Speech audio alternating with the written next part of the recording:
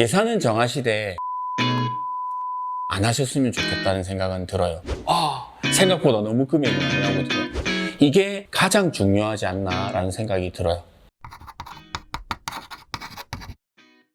대표님 혹시 인테리어 상담 받아본 적 있을까요? 네, 저도 받아본 적 있죠.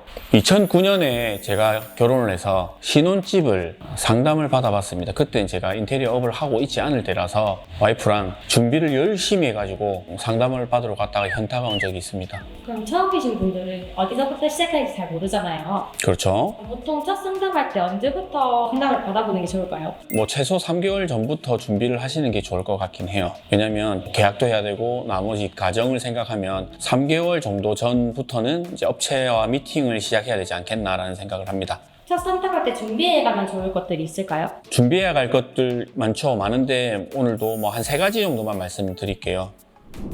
첫 번째는 공사 범위를 정해가는 게 좀 중요하다고 생각해요. 여기서 말하는 공사 범위라는 건 전체적으로 하고 싶은 범위, 그리고 꼭 해야 되는 범위, 그리고 하지 않아도 되는 범위를 3가지를 좀 명확하게 나눠서 준비를 하시는 게 좋아요. 그럼 좀 더 세부적으로 준비해라 말씀이신 거죠? 그렇죠. 왜냐면 가지고 있는 예산들이 있잖아요. 그렇다 보니 준비를 할 때 모든 걸 다 할 수는 없어요. 하고 싶은 것들을. 금액이 얼마나 나올지 모르기 때문에 일단 하고 싶은 것들을 리스트를 다 정리를 해서 그 예산과 금액이 맞지 않을 경우에 꼭 필요하게 해야 되는 것들을 하고 나머지 것들을 버리는 작업을 하는 거죠. 고객들이 오면 설명을 할 때 항상 얘기를 해요. 공사해야 될 것들 1부터 20까지 번호를 매겨서 리스트를 만들어 오고, 그리고 견적을 받으면 보통 다 현타가 와요.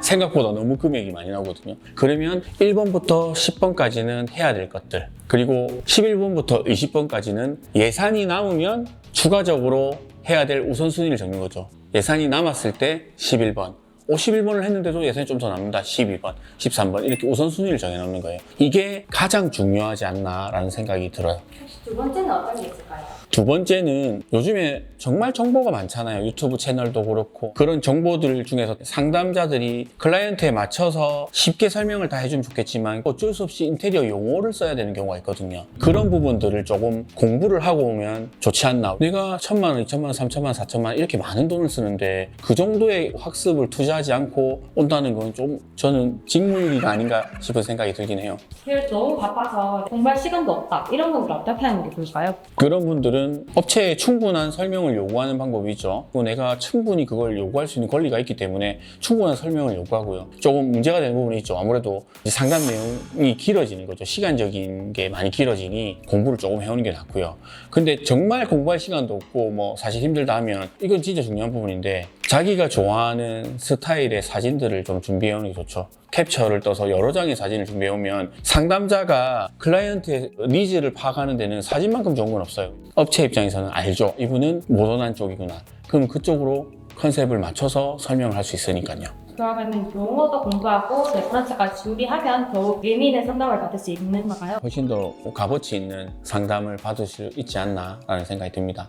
세 번째는 공사 예산을 정하셔야 돼요. 인테리어라는 게 예산을 정하지 않으면 이거 조금 더 해야지, 이거 조금 더 하는데 뭐 100만 원 추가되는데 100만 원이면 하자. 서로 얘기를 하다 보면 100만 원, 200만 원, 300만 원 추가돼서 추가비가 엄청나게 많이 들거든요. 이거 이상 쓰지 말자는 예산을 정하셔야 돼요. 한 가지 팁인데요. 예산은 정하시되 상담 시 예산을 오픈하는 건 안 하셨으면 좋겠다는 생각은 들어요. 예산을 밝혀야 그 금액안으로 견적을 받아볼 수 있는 거 아니에요? 그것도 사실 맞는 말이긴 하고, 업체에서도 예산 알려달라는 얘기를 많이 하는데 제 경험상 예산은 최후에 밝히시는 게 좋지 않나. 왜냐면 너무 터무니없는 견적 차면 뭐 안 되겠지만 인테리어 업체에서는 그 예산이 머리에 꽂혀버려요.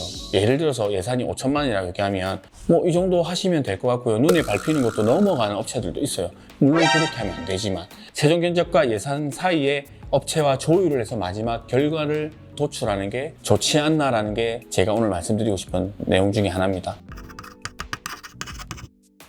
인테리어 통이 말하는 첫 상담 시 준비해야 되는 것들. 첫 번째, 공사 범위 정하기. 두 번째, 인테리어 용어 공부하기. 세 번째, 예산 정하기. 이렇게 정리하면 될 것 같아요. 오늘의 내용이 도움이 되셨다면 구독과 좋아요, 알림 설정, 인테리어 통이었습니다.